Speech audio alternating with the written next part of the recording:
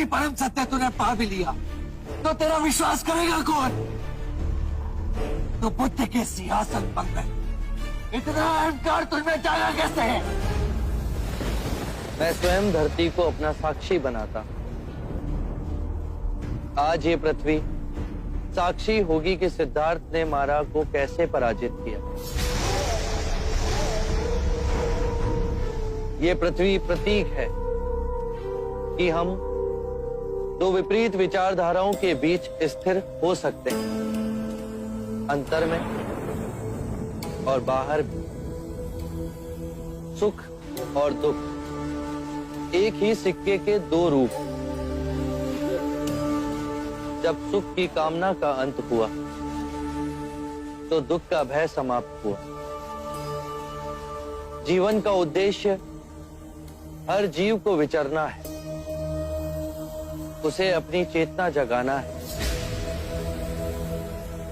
आकाश गंगाओं में यात्रा करो, पर पैर धरती पर गड़े होने चाहिए।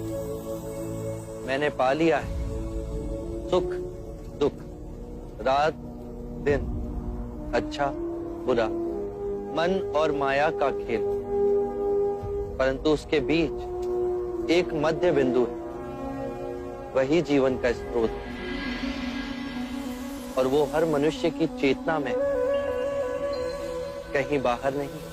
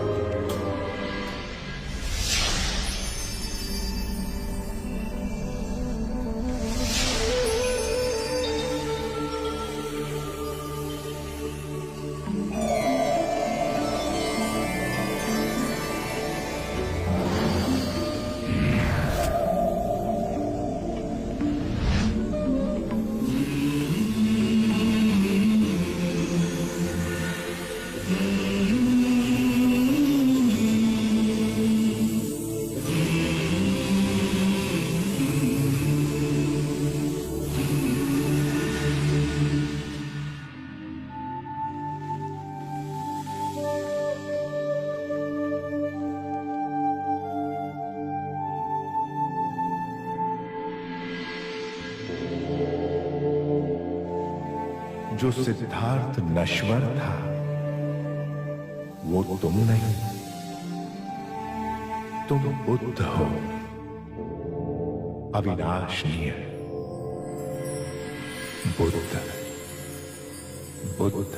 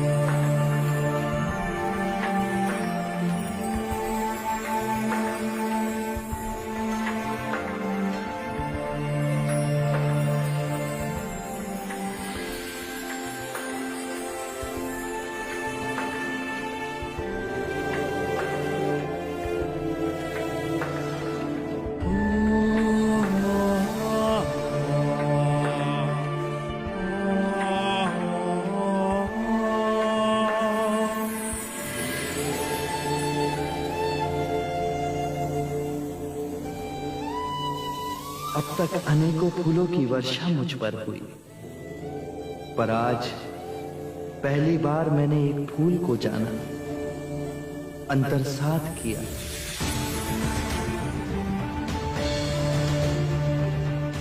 मैं जाग गया तो पूरी प्रकृति ही बदल गई। आज इतनी सघन शांति है जैसे अंतर के नीले आकाश से विचारों के सारे बादल छट गए। मैं भी तुम्हारी तरह स्वच्छंद हो गया। टूट गए सारे बंधन, मिट गए वो अंधेरे जिनमें इतने वर्षों भटका। गहरी नींद में सोया था और अब जाग गया। यदि मैं जाग गया तो सारी मनुष्यता भी जाग सकती है।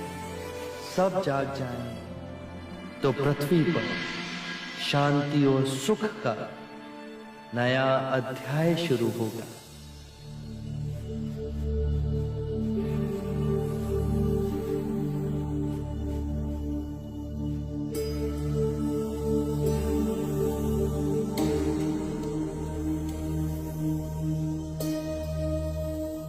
ये हमारे जोगी नहीं, ये तो कोई देव दिखते हैं। देखो देखो, उनके चेहरे से ही नहीं पर उनके पूरे शरीर से प्रकाश ही प्रकाश बह रहा है। मुनि को कुछ हो गया है। हे वृक्ष, जैसे माँ अपनी कोख में एक बीज को संभाल के उसे एक नया जीवन देती है, उसी प्रकार तुमने मुझे एक नया जीवन दिया। शत शत प्रणाम। जाके सुजाता दीदी को जल्दी बुला ला, कहना जोगी जाग गए।